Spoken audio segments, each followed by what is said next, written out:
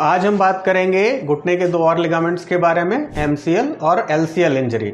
नमस्कार दोस्तों, मेरा नाम है डॉक्टर शैलेंद्र प्रताप सिंह और मैं orthopaedics and joint replacement senior consultant SSB hospital Faridabad. तो जो हमारा सीरीज चल रहा है प्रीवियसली, जो हम स्पोर्ट्स इंजरी नी के बारे में बात कर रहे थे, तो हमने एसीएल के बारे में बात की, हमने पीसीएल के बारे में बात की, हमने मेनिस्कस इंजरी के बारे में बात की। आज का जो टॉपिक है, जो बाकी के दो बचे हुए लिगामेंट है, जिनका नाम है एमसीएल और एलसीएल। एमसीएल मतलब मीडियल कोलैटरल लिगामेंट, जो हमारे घुटने में अंदर की तरफ होता है, और एलसीएल मतलब लेटरल कोलैटरल लिगामेंट, जो बाहर की तरफ होता है। ये इन दोनों लिगामेंट्स की इंजरी सिंगल आइसोलेटेड थोड़ा रेयर होती है। एसीएल या पीसीएल के साथ एमसीएल और एलसीएल की इंजरी जब वायलेंट ट्विस्टिंग इंजरी होती है तो ज़्यादा कॉमन होती है। आइसोलेटेड इंजरी ट्विस्टिंग इंजरी के अलावा थ्रस्ट लगने से भी हो सकती है। अगर बाहर की तरफ से थ्रस्ट आएगा तो हमारा जो एमसीएल है वो टूट सकता है, और अंदर की तरफ से थ्रस्ट बहुत ज़्यादा आएगा तो एलसीएल टूट सकता है। सिम्टम्स जैसे हर लिगामेंट के सिम्टम्स होते हैं, उसके साथ साथ जो एमसीएल और एलसीएल होते हैं उनमें पेन होने के चांसेस ज़्यादा होते हैं।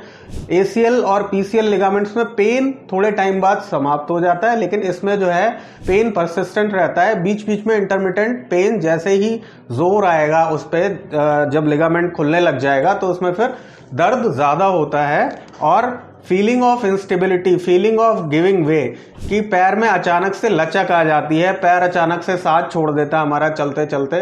तो ये जो सिम्टम्स है देखे जाते हैं दोनों में, और क्योंकि दोनों की डायरेक्शन अलग है, एक अंदर की तरफ है एक बाहर की तरफ है, तो दोनों में अलग अलग तरह के सिम्टम्स उसी हिसाब से होते हैं। हम दोनों लिगामेंट्स की बात एक साथ क्यों कर रहे हैं? लिगामेंट्स दोनों की बात हम इसलिए एक साथ कर रहे हैं कि दोनों का ट्रीटमेंट लगभग सेम ही रहता है।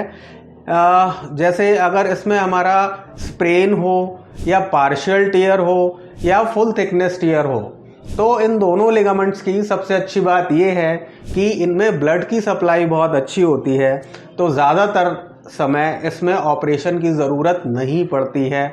इसमें सिर्फ हम पट्टा लगाकर, ब्रेस लगाकर इसको ठीक कर सकते हैं। अब तो ऑपरेशन की ज़रूरत कब पड़ती है?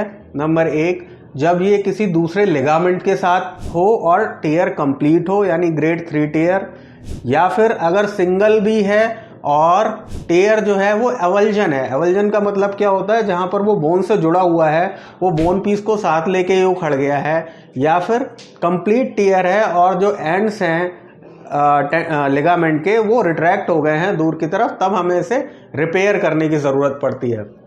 जैसे एसीएल या पीसीएल लिगामेंट का रिपेयर नहीं होता, रिकंस्ट्रक्शन होता है, हमें नया बनाना पड़ता है, क्योंकि उनकी वैस्कुलरिटी बहुत पुअर होती है, ब्लड सप्लाई बहुत पुअर होती है, इसलिए वो जुड़ते नहीं हैं। लेकिन इन दोनों लिगामेंट्स के साथ ऐसा नहीं है। अगर टियर भी है और हम सही टाइम पे डॉक्टर के पास पहुंचते हैं तो इन दोनों लिगामेंट्स को रिपेयर किया जा सकता है। हमें बाहर से कोई दूसरा टेंडन ग्राफ्ट लेकर के इसको रिकंस्ट्रक्ट करने की ज़रूरत नहीं पड़ती है। अगर टाइम ज़्यादा हो गया है तो फिर हम रिपेयर के साथ साथ इसको सपोर्ट के लिए दूसरे टेंडन का सपोर्ट दे सकते हैं, टेंडन ग्राफ्ट का सपोर्ट दे सकते हैं, ताकि जो रिपेयर है वो फेल ना हो। तो अब जब ट्रीटमेंट के बाद बात आती है रिहेबिलिटेशन की, कि इसके बाद क्या करना होता है।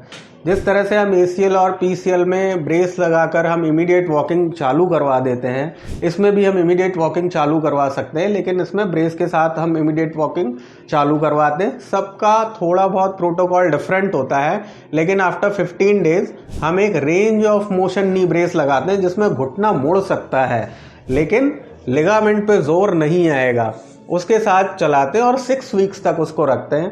6 वीक्स के बाद जो है नॉर्मली चलना फिरना स्टार्ट हो जाता है, और स्पोर्ट्स एक्टिविटीज़ जैसा कि पहले दोनों लिगामेंट्स के साथ था, दौड़ना, भागना, कूदना, खेलना, कॉन्टैक्ट स्पोर्ट्स, कबड्डी, रेसलिंग, ये सब के लिए हमें 6 महीने वेट करना पड़ेगा।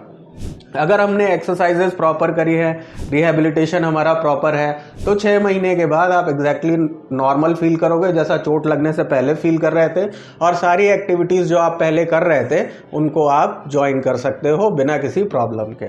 Thank you very much.